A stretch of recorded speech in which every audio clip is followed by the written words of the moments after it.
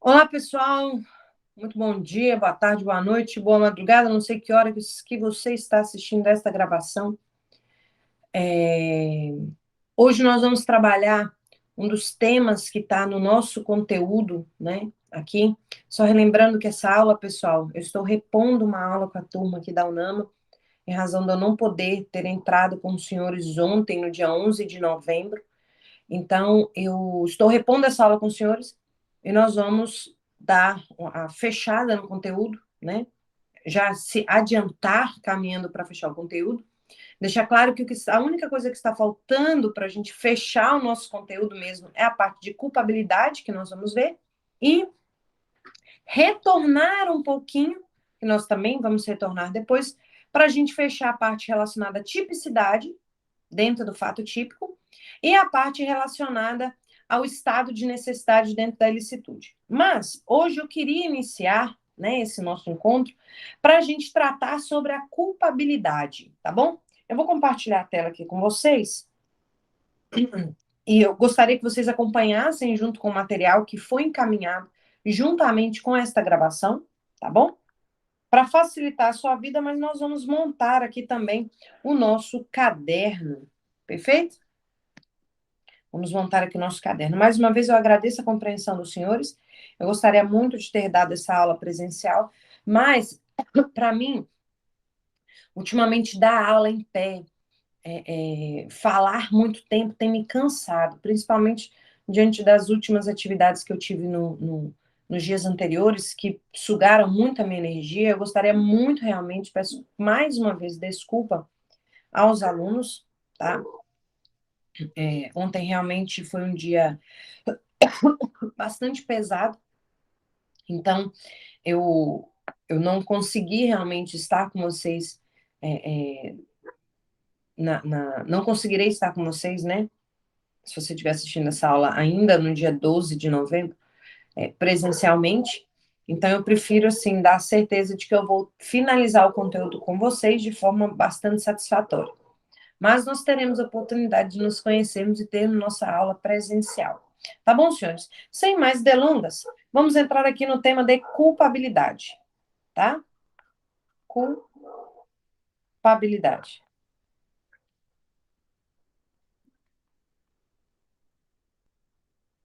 Senhores, olha só retomando um pouco, né, do que nós já estudamos dentro da parte criminal, vamos lembrar que quando a gente trata do conceito analítico de crime, só um segundinho, segundinho.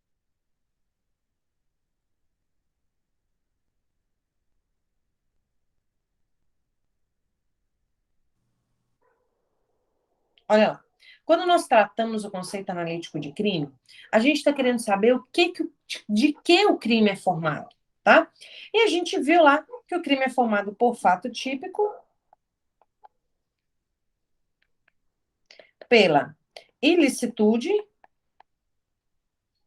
que também é chamada de antijuridicidade.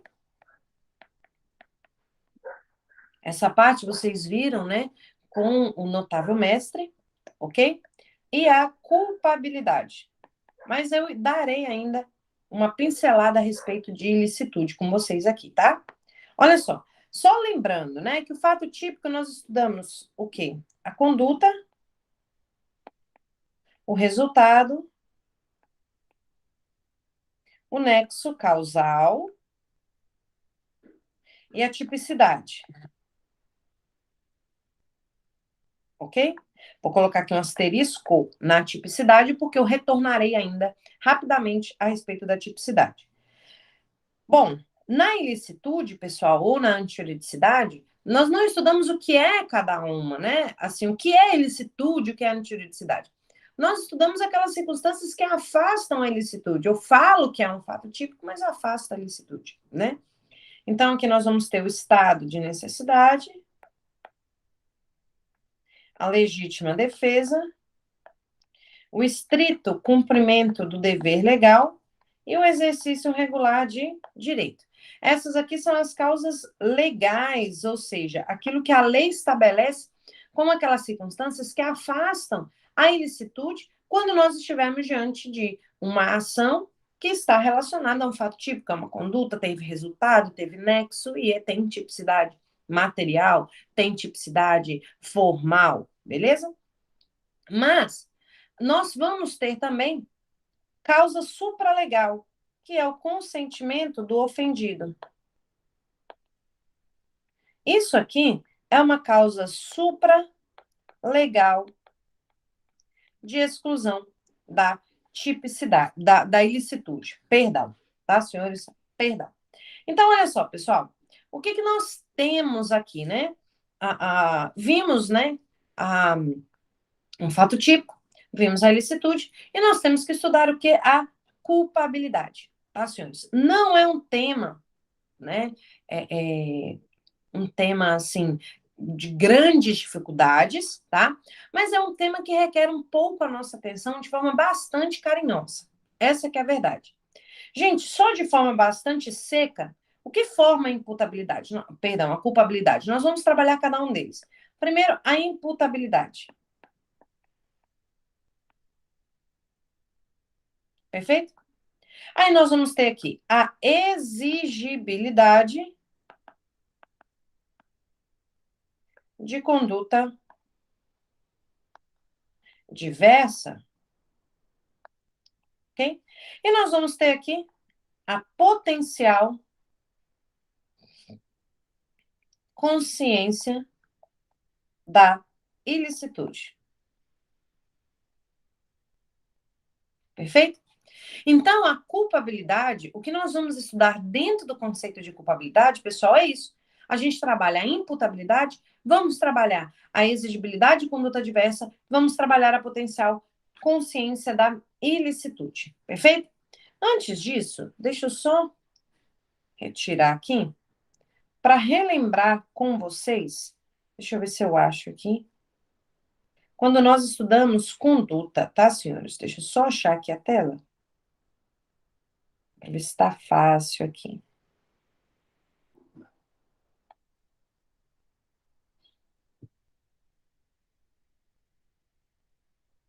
Tá, tá sim.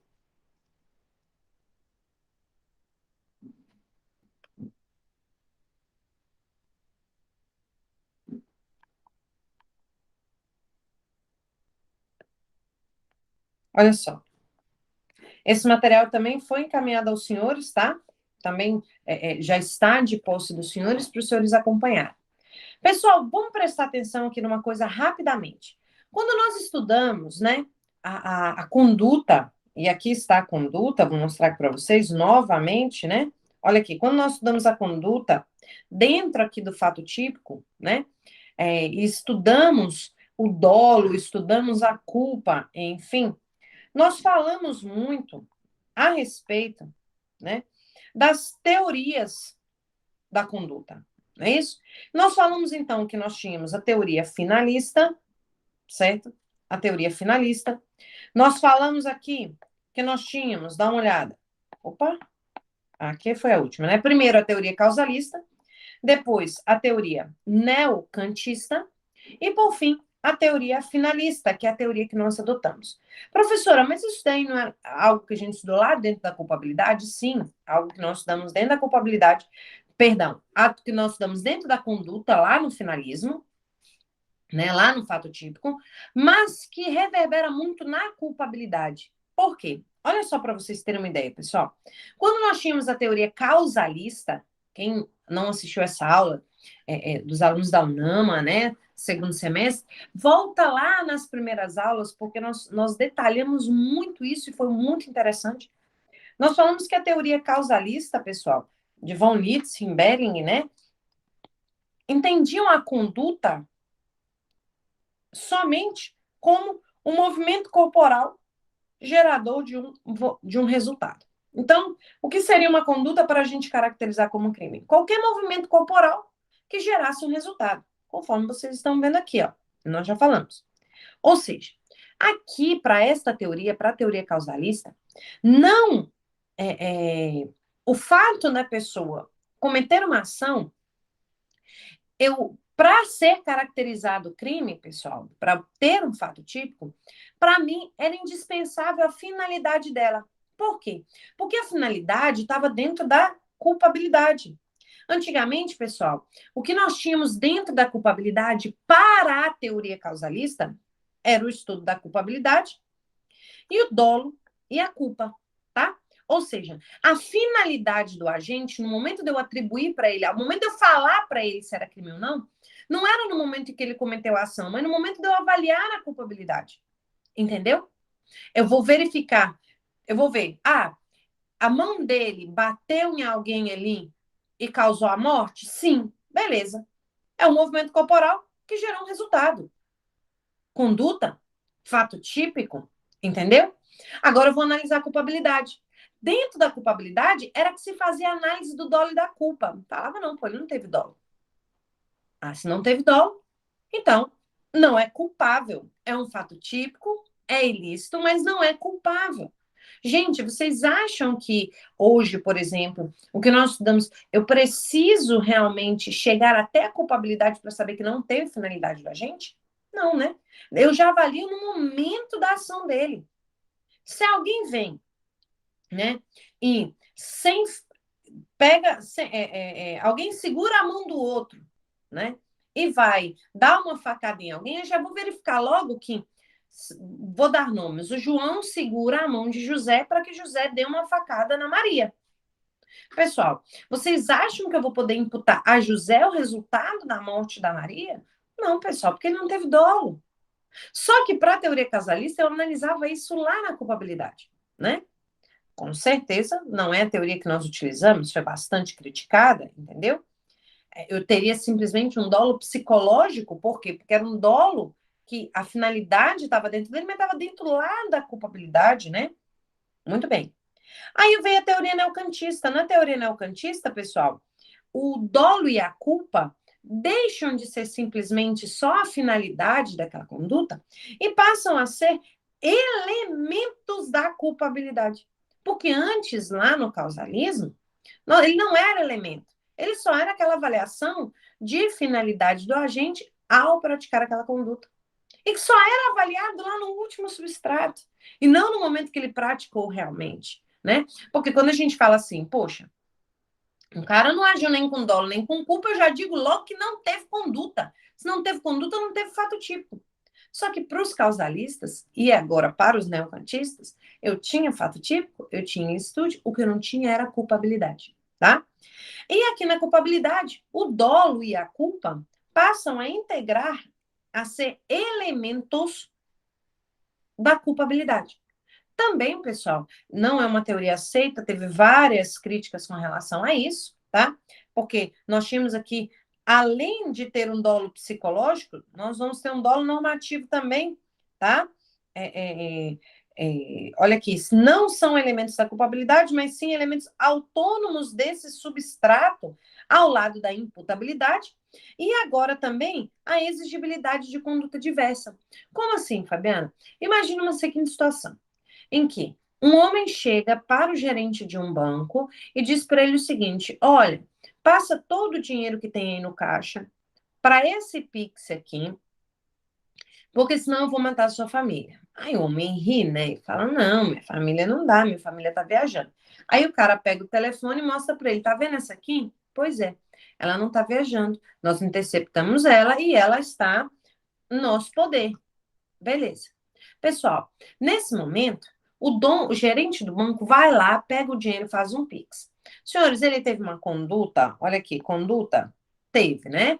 Só que, aí, eu estou explicando só a inexigibilidade, depois eu vou entrar nela novamente. Só que eu pergunto para os senhores, eu poderia ter exigido dele uma conduta diferente? Gente, óbvio que não. Era a família dele que estava em perigo. Então, pessoal, aqui nós tivemos uma coação moral irresistível em que afasta a exigibilidade de conduta diversa. Então, já dentro do neocantismo, nós vamos ter ainda a imputabilidade, a exigibilidade de conduta diversa e o dolo, que é um elemento da atual consciência da ilicitude, tá? Não é uma potencial, ele tem que saber naquele momento que ele está cometendo o delito, por isso que eu tenho uma teoria psicológica normativa, ou seja, exige que ele conheça a norma que ele está violando. Mais uma vez eu falo, né, para você, aluno NAMA, você volte nas primeiras aulas em que eu detalhei muito isso, e a culpa. Para a teoria finalista, pessoal, nós já modificamos várias coisas, né? Por quê? Porque para a teoria finalista, ele fala o seguinte, gente, não existe o fato de eu pensar conduta sem finalidade, a ponto de eu entender que é um fato típico, que é um crime, entendeu? Então, o que eu preciso? O que, que houve no finalismo? Houve a quebra do dolo, tá? Por quê? A parte da consciência e vontade de cometer aquela ação passou para dentro do fato típico, então dolo e culpa são analisados agora dentro da conduta, e dentro da culpabilidade ficou a imputabilidade, a exigibilidade de conduta diversa e a consciência da ilicitude também, que era algo que estava dentro do dolo lá no neocantismo. Por isso que eu falo que houve uma quebra do dolo. A vontade e a consciência de estar cometendo a ação foi para o fato típico, e o conhecimento da ilicitude foi para dentro, continuou dentro da culpabilidade, partiu o dolo no meio. Só que agora, esse conhecimento é conhecimento potencial, entendeu?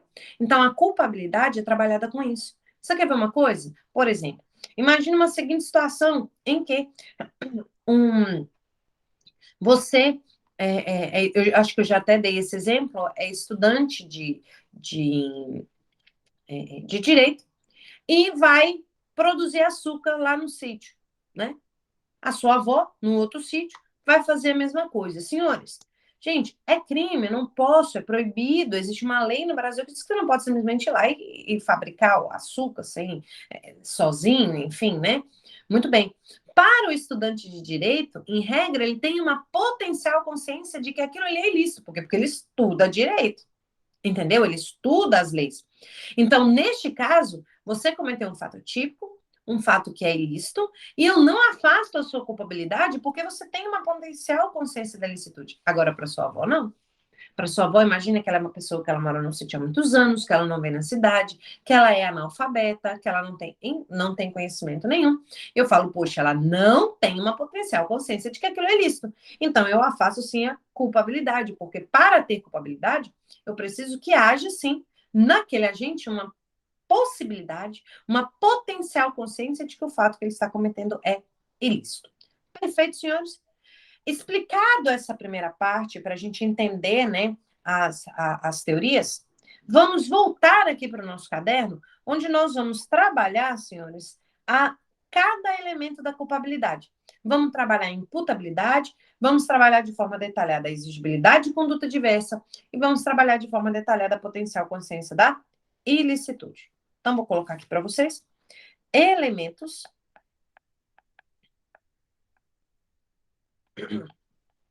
da culpabilidade.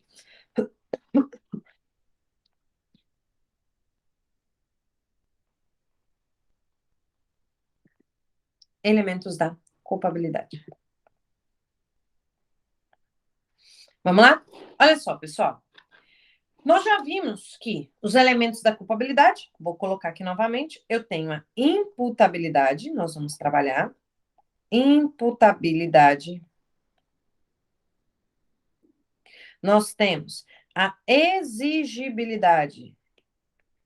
É o fato de exigir, né? De conduta diversa,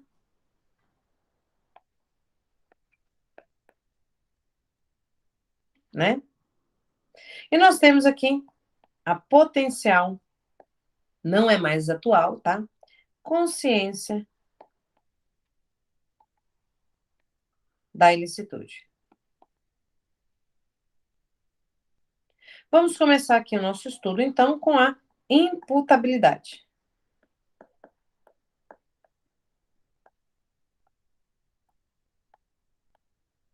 Com a imputabilidade. Olha só, pessoal, primeira coisa que nós temos que saber que a imputabilidade, ela é uma capacidade de imputação. Então, coloquei, é uma capacidade de imputação.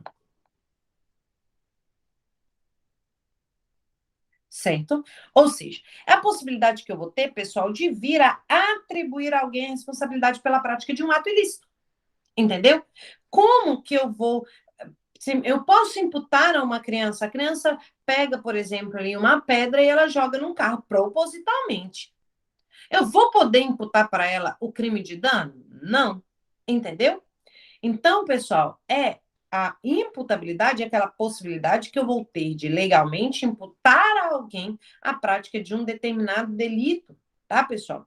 E o professor Rogério Sanches, né, ele citando, o professor Bittencourt, ele diz o seguinte: a imputabilidade é o elemento sem o qual entende-se que o sujeito carece de liberdade e de faculdade para comportar-se de outro modo. Ou seja, se eu falar que ele é um inimputável, eu estou dizendo que ele carece de liberdade e faculdade de se comportar de outro modo.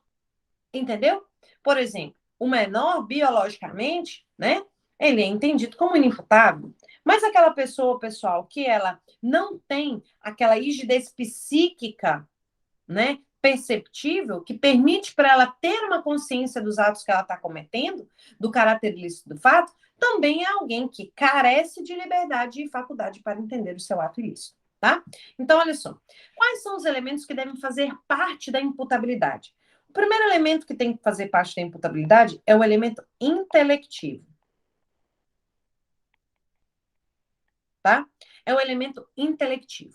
O que é esse elemento intelectivo? É aquele elemento, pessoal, que demonstra realmente aquela rigidez, né, psíquica que vai possibilitar que o agente que esteja cometendo um fato, né, entenda e saiba que aquele fato tem um caráter ilícito. Então, coloca assim: consiste na rigidez psíquica. Minha letra não é das melhores, mas eu acho que dá para entender. Psíquica, que permite ao agente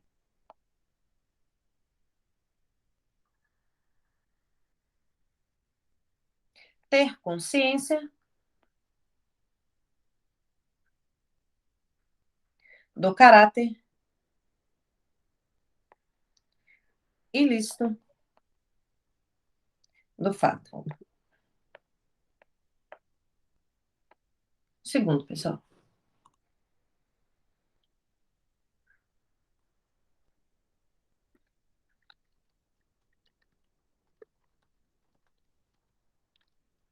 Beleza?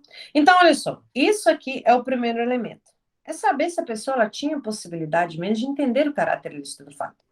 E o segundo elemento, pessoal, é o chamado elemento volitivo.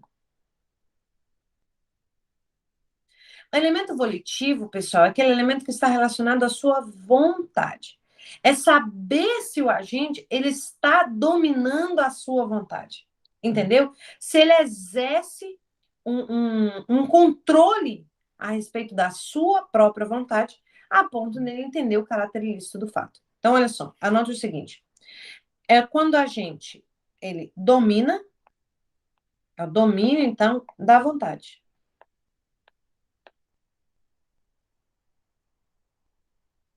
Ou seja, o agente ele se determina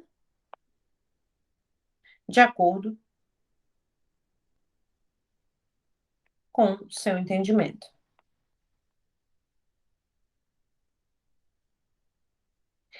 Essa é a ideia, ok? É essa a ideia. Quando a gente trata a respeito disso. Professora, mas me diz uma coisa. Eu tenho que entender, então, quais são os critérios que o ordenamento jurídico entende ser os critérios no qual eu vou basear para avaliar a imputabilidade.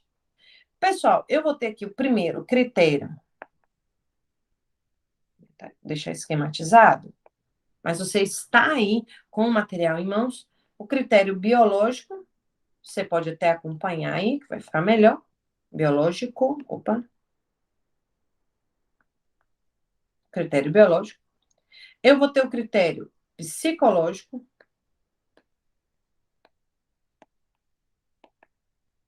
E eu vou ter o critério biopsicológico.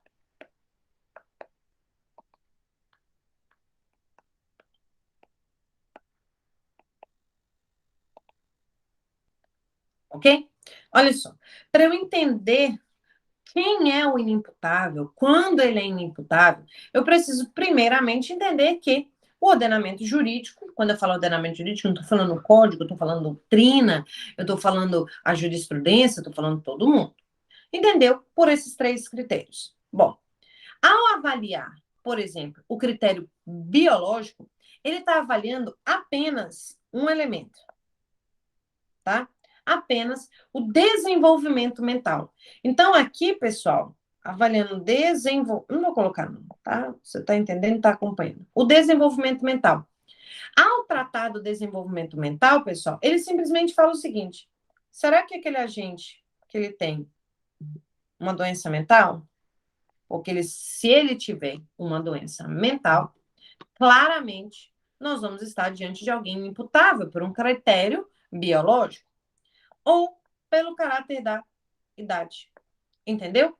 E ao avaliar isso, ele vai se perguntar, independentemente dele ter, naquele momento, uma capacidade de entendimento e de autodeterminação, o fato dele ser um doente mental e o fato dele não ter a idade ainda estabelecida legalmente, que são os 18 anos, ele vai ser considerado inimputável.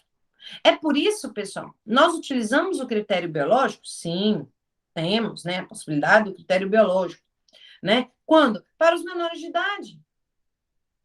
O nosso código estabeleceu claramente, se você for olhar lá o artigo 26, deixa eu abrir aqui o artigo 26, vocês abram aí também. Olha só aqui, o que é interessante. Lá do Código Penal, abra o artigo 26, por favor. Ele vai dizer o seguinte, o artigo 27, perdão, os menores de 18 anos. Os menores de 18 anos são penalmente inimputáveis. Olha, o legislador já estabeleceu, ficando sujeito às normas estabelecidas na legislação especial. Como assim? Como assim, Fabiana? Presta bem atenção. A gente consegue estabelecer e ver aí a justificativa, então, de que um menor de 18 anos ele não vai receber o tratamento legal a qual todo mundo espera. Deixa eu dar só um minutinho aqui, pessoal. Não vai. Você pensa assim para mim, poxa, Fabiana, mas por que que o cara que ele é menor de 18 anos, ele mata, ele estupra, ele rouba, ele furta, e por que que ele não vai preso? Por que que ele não responde criminalmente? Ele vai responder lá pelo ECA? Porque a lei estabeleceu um critério no qual, para o menor de 18 anos, ele é um critério puramente biológico. Ou seja, mesmo que ele tenha capacidade de entendimento e capacidade de se autodeterminar, ele sabe tudo que ele está fazendo. A lei estabeleceu para ele isso, que independentemente dele saber se determinar ou não, dele ter entendimento do caráter ilícito da conduta que ele está cometendo, ele é um inimputável. O artigo 27 deixou claro. Por isso que fala assim, ah, meu Deus, mas o cara cometeu o crime, ele sabia, ele tinha entendimento. Por qual que é a diferença do 17 para o 18? O 18, estabelecimento legal. Então, não achem, tá? Que você não venha com essa discussão, por isso que é bom, assim, esta aula,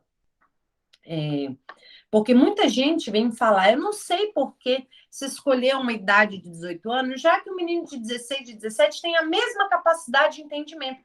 Gente, essa é uma discussão que, ao meu ver, juridicamente, ela é vazia e obsoleta. Por quê? O menor de 18 anos é inimputável não porque ele não tem uma capacidade de se autodeterminar. Ele é inimputável porque a lei estabeleceu e escolheu uma idade para dizer quem era inimputável. Entendeu? Então, falar, tinha que reduzir porque ele entende caráter. Não, vamos lá, tinha que reduzir porque a lei tem que estabelecer um critério. Porque a escolha dos 18 anos não é única e exclusivamente, não é em razão dele não saber se autodeterminar. Por quê? Ele vai saber se autodeterminar e ter que aquilo é lícito, mas a lei não cobrou isso. Cobrou simplesmente a idade. Muito bem. Aqui, ele leva em consideração somente esse critério. Então, aqui, apenas. ok?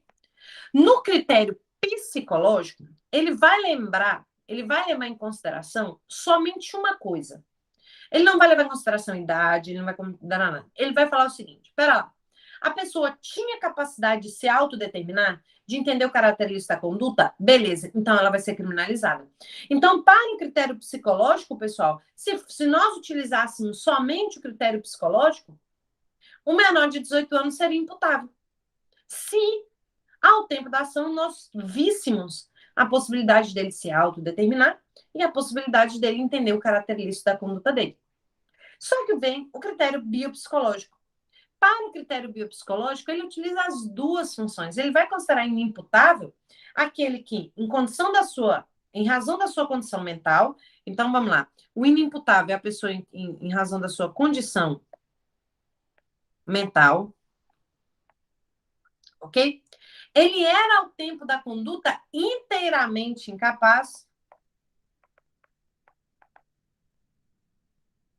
de entender o caráter ilícito do fato e de determinar de acordo com esse entendimento. Então, para vocês verem aqui, pessoal, ele vai levar em consideração a condição e o fato dele conseguir se autodeterminar e entender o caráter ilícito da conduta, sabe? Aqui, para esta teoria, a conclusão dele é o seguinte: não basta ser portador de anomalia. Sendo portador de anomalia, ele precisa ainda, para ser considerado inimputável, né, não entender o caráter ilícito do fato. Esse daqui nós adotamos esse critério, tá? Mas, para o menor de idade, nós adotamos o critério biológico, tá? Para o menor de idade, nós adotamos o critério biológico, porque ele entendendo ou não, ele vai ser um inimputável, tá? Então, olha lá no caput do artigo 26, pessoal, ele diz, vamos ler de novo. Vamos lá agora no artigo 26 para a gente entender a imputabilidade em razão de doença mental. Ele diz o seguinte: é isento de pena o agente que por doença mental ou desenvolvimento mental incompleto era ao tempo da ação inteiramente incapaz. Então, olha aqui, é isento aquele que ao tempo da ação, olha só o que ele fala, era inteiramente incapaz. E ele deixa claro, olha, é isento de pena a gente que por doença mental. O que mais que ele colocou aí? Ou desenvolvimento mental incompleto. Ou retardado. Ok? Então, é isento de pena aquele que era inteiramente incapaz no tempo da ação em razão da sua doença mental ou desenvolvimento mental incompleto, tá? Aqui, a gente nota, portanto, que no artigo 26, para as pessoas portadoras de doença mental com desenvolvimento mental incompleto, ele adota o critério biopsicológico. Perfeito? Ele adota o critério biopsicológico. Perfeito? Aí, pessoal, algumas perguntas nós vamos fazer aqui, tá? Professora, sonambulismo.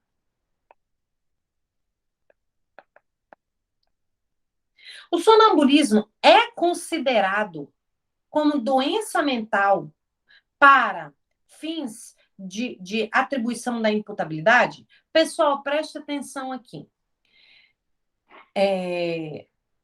Vocês lembram que eu dei o exemplo do meu irmão, né? Nas nossas primeiras aulas. A respeito que o meu irmão tem porque ele é sonâmbulo, né?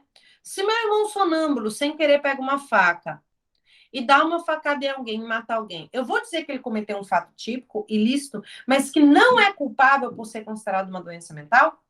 Pessoal, não. Lembra lá, olha aqui, vou voltar aqui para vocês, que dentro do fato típico eu tenho a conduta, que para a teoria finalista eu preciso que na conduta eu tenha uma finalidade, eu tenho uma vontade e uma consciência. O meu irmão, ao estar sonâmbulo, ele não tem nem vontade nem consciência de estar cometendo aquela ação. Portanto, pessoal, o sonâmbulo, Não é alguém que não vai ser imputável. Vai ser alguém que nem ao menos cometeu a conduta, porque o sonambulismo, ele afasta a conduta. Beleza? Professora, outra situação está relacionado àquelas pessoas, né? É uma expressão que ainda está na doutrina, mas não é muito bem vista, né? A situação relacionada ao surdo-mudo. Eu vou ler para vocês um trecho aqui, que vocês já estão na mão, que é do livro do professor Rogério Sanches, em que ele fala o seguinte: olha aqui. A doutrina alerta que a carência de certos sentidos pode caracterizar deficiência psíquica. Com relação ao surdo, mudo, é a perícia que deve fixar o grau de seu retardamento sensorial, que, aliado à maior ou menor capacidade de entendimento e autodeterminação do agente no momento da conduta, pode equipará-lo aos oligofrênicos, né?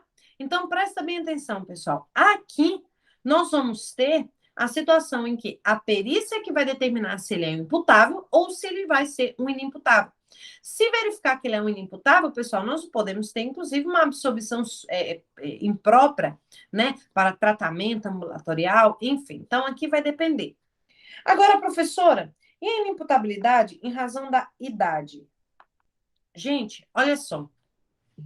Fazendo uma volta muito grande dentro da história, né, do direito penal e o que nós tínhamos na imputabilidade, para vocês terem uma ideia, o Código Penal do Império, ele entendia que o inimputável era o menor de 14 anos, né? Aí depois isso foi aumentando até o que a gente chegou agora, que são os 18 anos. O que eu preciso mostrar para vocês é que é o seguinte: o critério utilizado para a inimputabilidade do artigo 26, quando ele diz que é isento de pena aquele que é o agente que ao tempo da ação era inteiramente incapaz, em razão de doença mental ou desenvolvimento mental incompleto ou retardado, era inteiramente incapaz de entender o caráter ilícito da sua conduta e de determinar-se de acordo com ela. Beleza. Vimos aí, então, que é um critério biopsicológico. Só que o artigo 27, pessoal, quando a gente trata lá da idade, que foi estabelecido, o artigo 27, a idade de 18 anos, nós vimos claramente a adoção do critério biológico.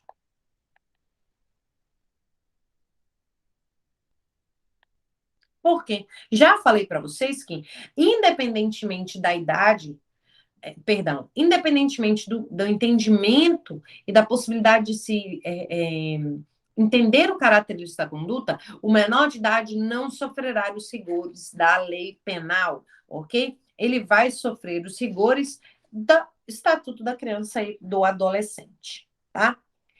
Professora, outro ponto importante, me fala aqui uma coisa, né? Imagina que aquela pessoa, ela tem 17 anos, tá? Aí, com 17 anos, ela dá um tiro.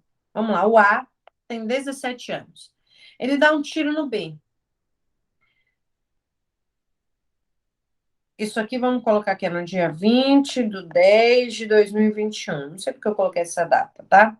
Isso aqui é 10 horas da noite. Oh, meu Deus do céu.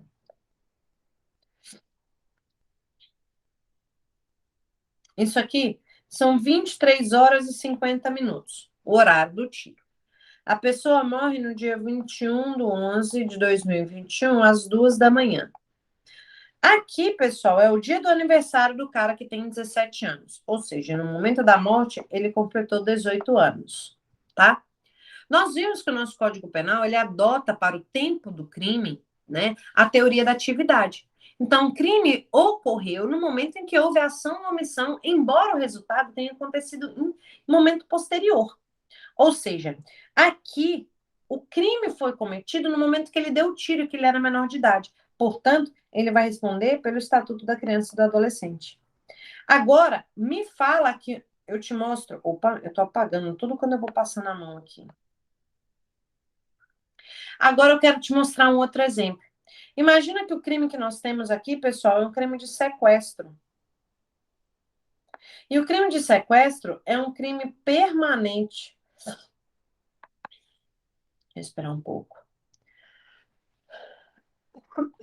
É um crime permanente. Crime permanente, pessoal, é aquele crime que vai se protraindo no tempo, né?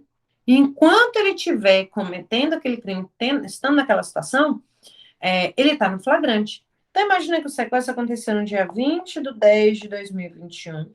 Ele tinha 17 anos. Foi estourado o cativeiro só no dia 20 de 10 de 2022, quando ele já tinha 18 anos. Pessoal, neste caso aqui, o crime permanente, ele vai responder sim pelo Código Penal. Entendeu? Em razão do crime permanente. Ele vai responder sim, como se ele tivesse sim 18 anos, tá? Mas não é um crime permanente, teoria da atividade. Professora, me diz uma coisa. E a situação relacionada à embriaguez, tá? Olha só. Nós vamos ter aqui a situação relacionada à embriaguez acidental, que ela pode ser em razão de caso fortuito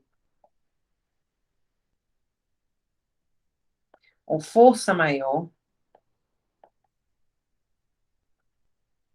beleza? Nós vamos ter a embriaguez aqui não acidental, que ela pode ser voluntária e pode ser culposa, tá? Eu vou poder ter aqui a embriaguez patológica e eu vou ter a embriaguez pré-ordenada. Cada uma desses tipos de embriaguez vai trazer uma consequência jurídica diferente. Por quê? A embriaguez, ela pode sim trazer, pessoal, uma causa de inimputabilidade. O que é embriaguez? O Rogério Sanches fala aí uma coisa bem bonita, né? Que é aquela intoxicação transitória causada pelo álcool ou substância de efeito análogo. Entendeu? Isso é embriaguez. Quem nunca se embriagou, quem nunca tomou uma cervejinha, quem nunca tomou um destilado, né? E ficou ali meio fora da casinha, na é verdade? A embriaguez pode sim trazer um, uma inimputabilidade, tá? Mas não é qualquer embriaguez. Olha só. Primeiro, pessoal, nós vamos ter aqui, vamos trabalhar aqui, né? A embriaguez não voluntária, não acidental, perdão. E ela pode ser voluntária ou ela pode ser culposa. Então, aqui, pessoal, o agente, ele ingere a bebida alcoólica com intenção de se embriagar, tá?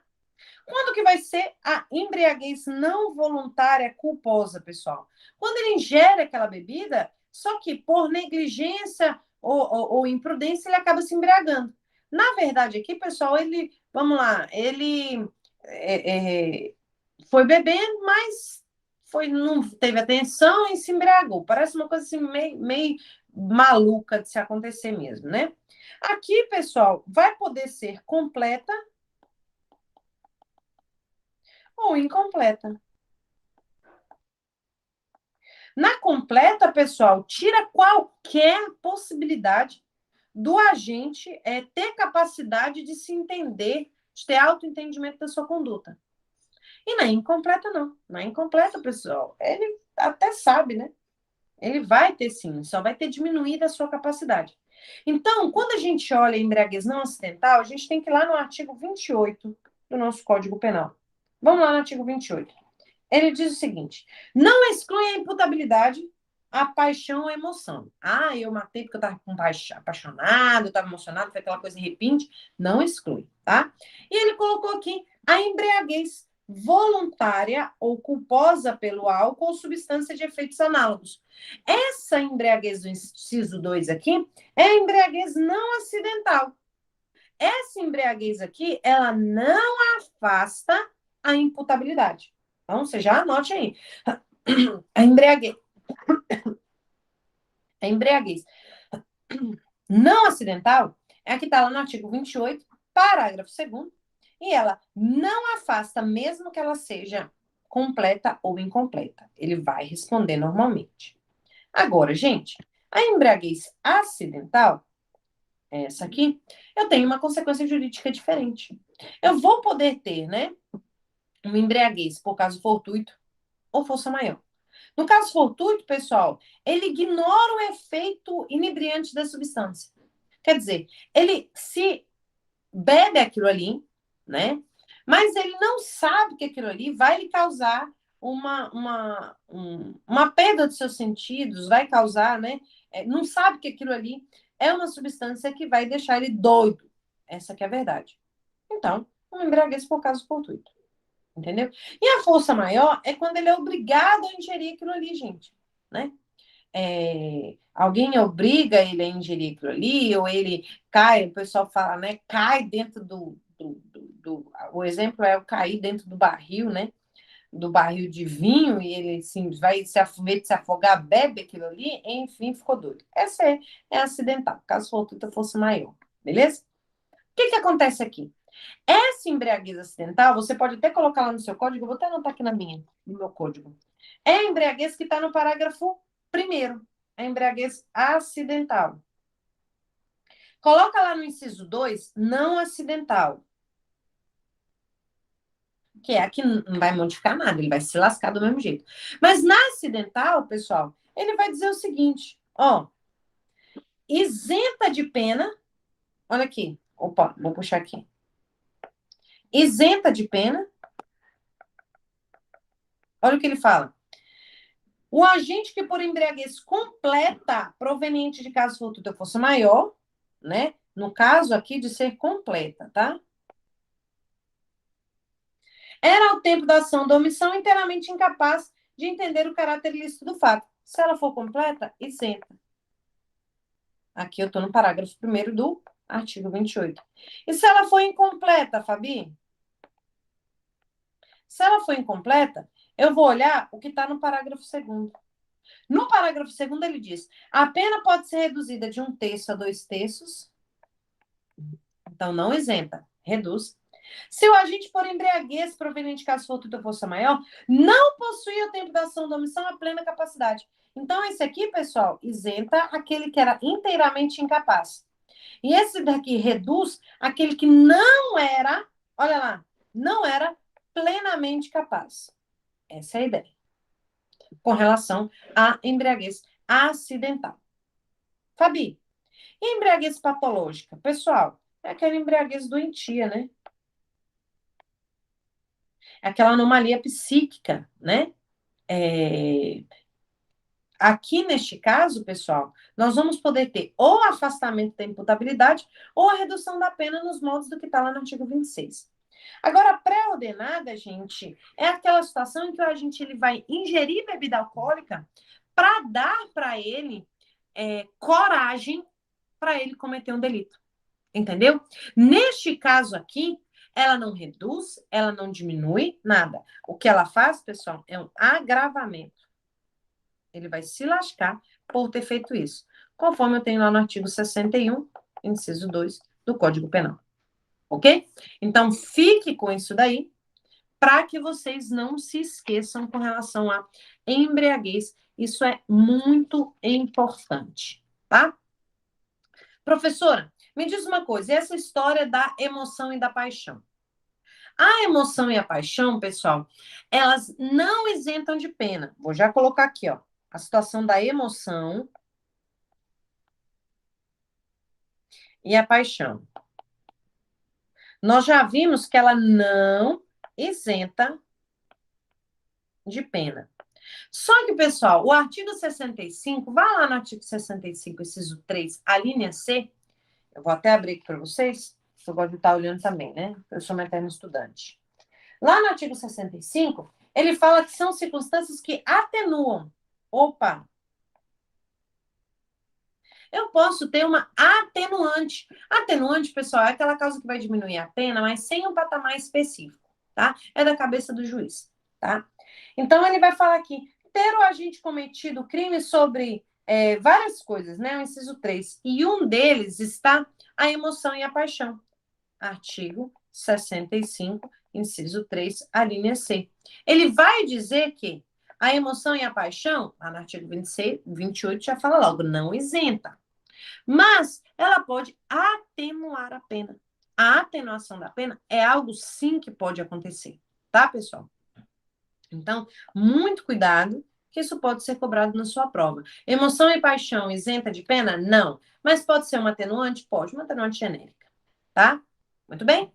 Saímos aqui da imputabilidade e vamos entrar para a potencial consciência da ilicitude. Vamos lá? Ponto 2. Potencial consciência da ilicitude. Deixa eu só pegar uma água aqui que eu já volto. 5 segundos.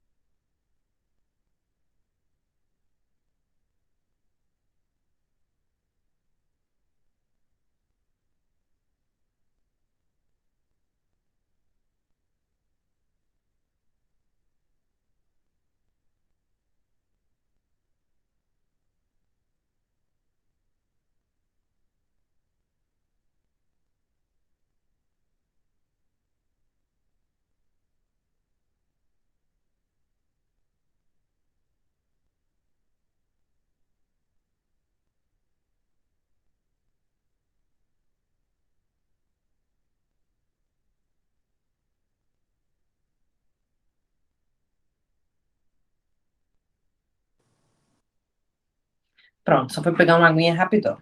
Gente, a potencial consciência da ilicitude é o segundo elemento da culpabilidade, tá? O que ele vai representar? Ele vai representar, pessoal, anotem, a possibilidade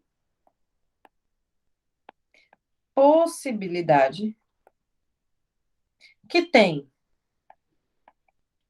o agente imputável de compreender a reprovabilidade de sua conduta.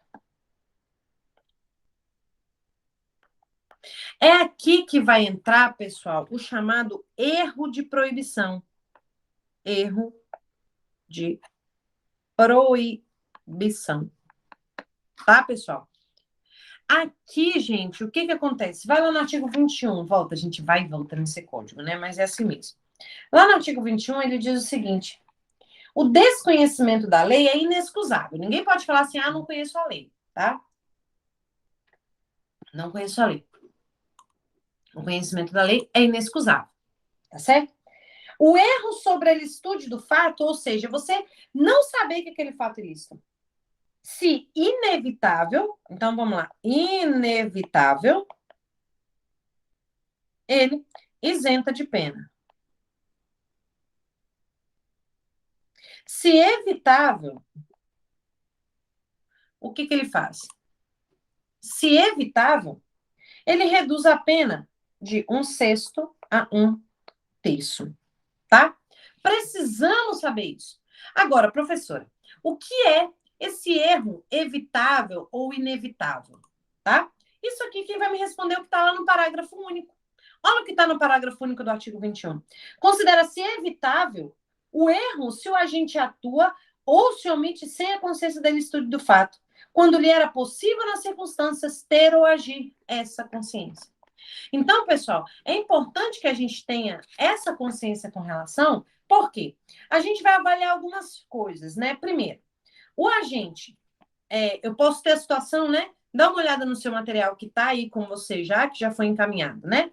O agente, apesar de ignorar a lei, ele conhecia a reprovabilidade da sua conduta, entendeu? Olha o exemplo que nós temos. João, apesar de ignorar o desrespeito ao hino nacional, né? Ele não sabe que desrespeitar o hino nacional é uma contravenção penal, tipificada na Lei 5.771. Ele passa a achincalhar a letra sabendo que seu comportamento é reprovável socialmente. Olha uma outra situação. O João, mesmo sabendo que homicídio é crime, acredita que o tipo não alcança a eutanásia. Tipo assim, eu sei que homicídio é crime, mas eu acho que eutanásia não, porque a pessoa está sofrendo, eu vou lá desligar o aparelho dela, eu vou lá aplicar uma injeção nela, ela morre. Não é crime, é algo humanitário, entendeu? E a outra situação, o agente ignora a lei e a ilicitude do fato. Olha o que ele fala. João fabrica açúcar em casa, não imaginando que seu comportamento é reprovável, muito menos que existe o decreto 16 de 66. É bem novo, né, pessoal, isso. Então, preste muita atenção a isso. A ideia é, o agente, ele ignora o caráter ilícito da conduta. Aí é um erro de proibição. Entendeu? Se ele for inevitável, tipo, a gente não tinha como saber, afasta a conduta. Se ele for evitável, a gente não afasta a conduta, reduz a pena. Você quer ver uma situação? Imagina que você tá na sua casa, você chega lá e você encontra o seu companheiro, sua companheira te traindo, né? Você mata e chama a polícia. Olha, eu matei em legítima defesa da minha honra. O policial fala, vou te levar, o senhor tá preso. Não, pô, pera lá, matei porque tá me traindo. Eu não posso agora matar porque tá me traindo? Claro que eu posso, eu sei que homicídio é crime, mas eu só sei que eu posso. Aí o cara fala, não, você tá em erro de proibição. Mas para lá, você faz o que é da vida? Não, eu sou um advogado, eu sou... Bicho, não tinha como tu não saber. Ou tu tá mentindo, ou o teu erro de proibição era evitável. Caralho, a possibilidade de você saber era muito grande. Então, só vai reduzir a pena. Isto é a situação relacionada a erro de proibição. Se cair na sua prova que o erro de proibição, ele afasta o quê? Marque culpabilidade. O erro de proibição afasta a culpabilidade. Ok? A culpabilidade. Só que eu posso ter o chamado erro de proibição indireto, senhores. O erro de proibição indireto é o seguinte: não é o erro com relação ao caráter ilícito, mas é o erro com relação ao que você pode fazer diante daquela ilicitude. É o que nós vimos agora da situação relacionada ao marido traído. Ele acredita que ele está autorizado a matar a mulher em razão dele ter sido traído. Isso é um erro de proibição indireto. É o erro sobre a discriminante. É uma discriminante putativa, na verdade, em razão do erro de proibição. Ele acha que ele está amparado por uma causa de excludente da ilicitude. Entendeu? Ele sabe que a conduta dele é típica, ele sabe que é ilícita, mas ele supõe que ele está diante de uma norma permissiva. Entendeu? Ele supõe que existe uma conduta excludente de ilicitude. Isso é o erro de. No erro de proibição indireto, o que ele erra é o caráter ilícito da conduta. Ele acha que aquilo ali é possível. É o cara que fabrica açúcar.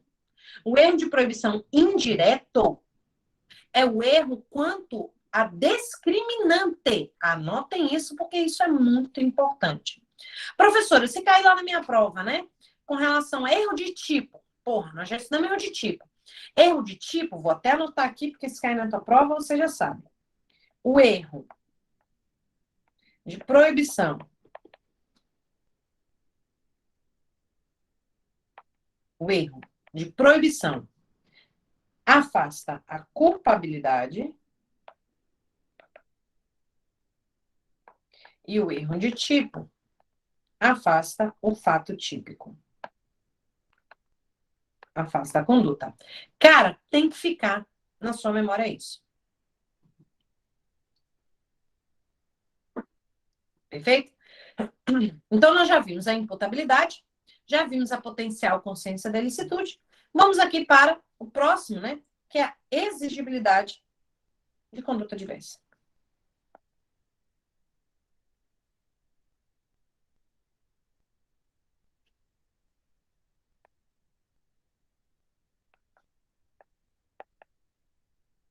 O que nós vamos ter aqui, pessoal?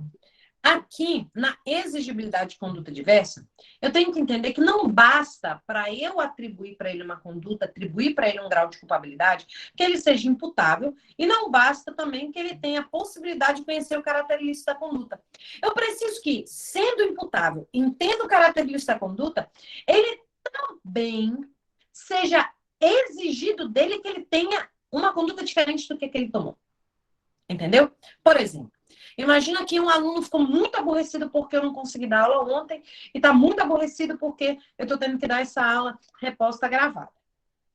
Aí, ele vem e me xinga inteira. Ele é imputável. Ele é. Eu conheço características da conduta, mas eu tenho que falar com ele assim, cara, o que você fez um crime. Porque você poderia ter feito outra coisa ao invés de me xingar, de me bater.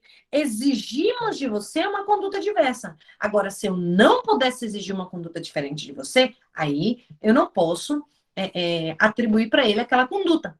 É o caso do que acontece com o gerente do banco, pessoal.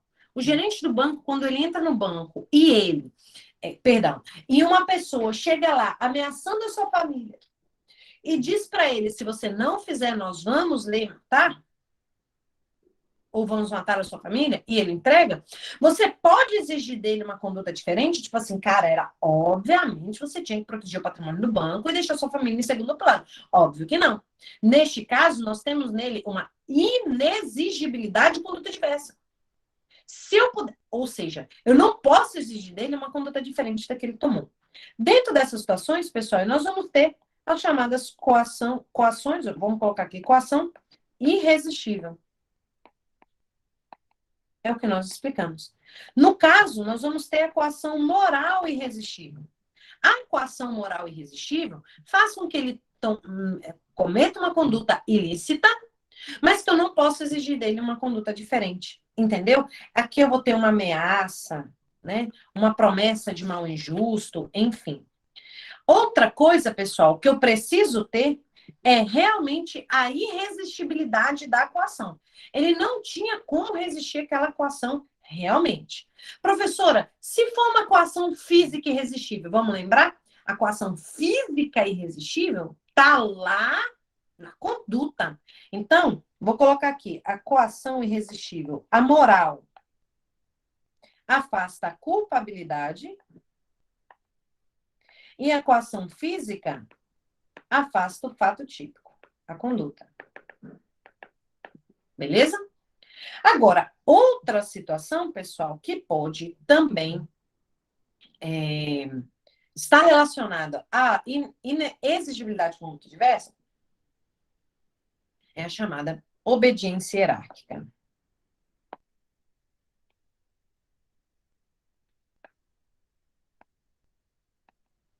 Só um segundinho, gente.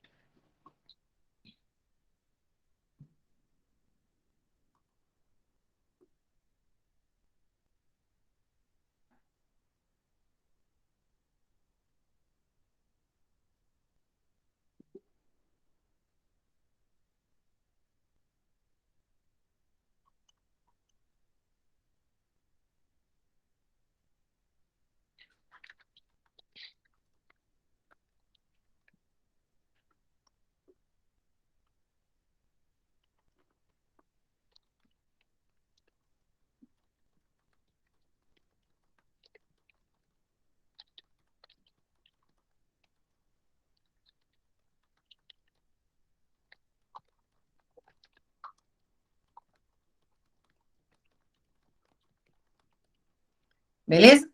Olha lá, voltando aqui. A obediência hierárquica. Gente, aqui é muito complicado. Dá uma olhada lá no artigo 22, gente, rapidinho. Vamos lá comigo. Artigo 22, ele diz o seguinte: coação irresistível e obediência hierárquica. Se o fato é cometido sob coação irresistível ou em estrita obediência à ordem não manifestamente ilegal. Então, aqui nós estamos diante de uma obediência a uma ordem que é não manifestamente ilegal. Ok? Que é não manifestamente ilegal. De superior hierárquico.